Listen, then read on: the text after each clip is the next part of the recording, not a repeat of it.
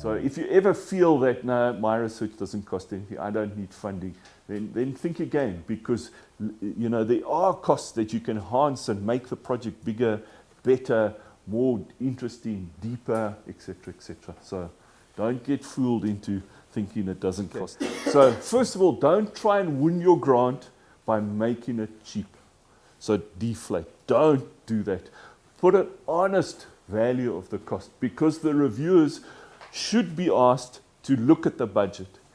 But don't try and convince them that this is a good risk and reward thing by trying to cut corners and making it cheap. I don't think that's a good way of doing it. Rather focus on the quality of the research and let the budget really speak to it. But equally, never pad or fatten or add extra to your budget. Because you're not 100% sure how something will cost. There's a bit of a risk around that, so I'll put in a little extra. Because there again, your funder will know, they should know, those sort of costs are just not, that's not real. Okay, now what else are you sort of padding? What else are you hiding from me? And you don't want your reviewer to think like that. Okay, so good question, Bruce, thanks. Put it in as realistically as you possibly can. Okay, and don't try and hide things. If I need to buy 5 floggle toggles, well, I'll put in 6 just in case. And then I won't buy the 6, I get a bit of extra money. Don't do that type of thing, all right? So let's say we're buying a piece of equipment here, and you can put it in as dollars, say $2,000, and then you put the rand exchange rate and the amount. Then after that, you'd put in, or it might actually even go in operating cost here. You'd have a line, extra line over here, that would say something like rand exchange rate hedge, or compensation. Hello. So put it in. Show that you put it in.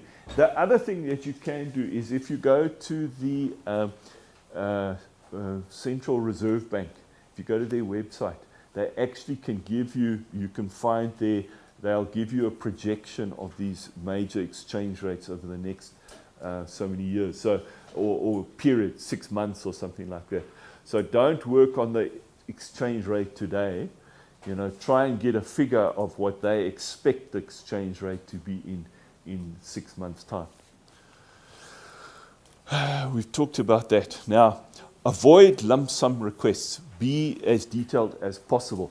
Fine line again, too much detail is also a problem. You okay? She's happy. You can see this. Oh, okay. All right. Okay, clever.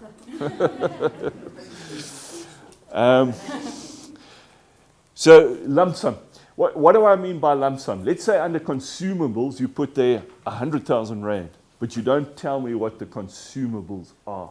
That's dangerous, because you don't want somebody to now go and slice that because it looks like too much.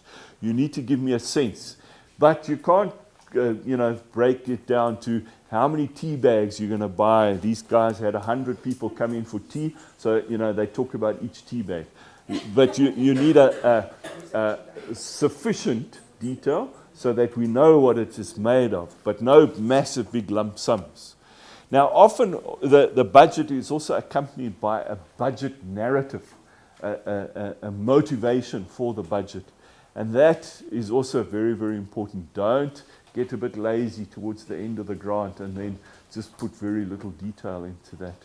So your lump sums must be broken up, and you must say, or even if it's in the budget as a lump sum, in your narrative you're saying that lump sum is made of tea bags and milk and security and venue hire, etc., etc. So you're unpacking it for them, all right? Very important. And my last one is that beware too many zeros. What am I talking about there? Anybody venture an answer? Zeros on the end of your figure. Yes, Leslie, you know that. So let's look at your budget, and we say S&T, 100,000 rand. Bursaries, 40,000 rand.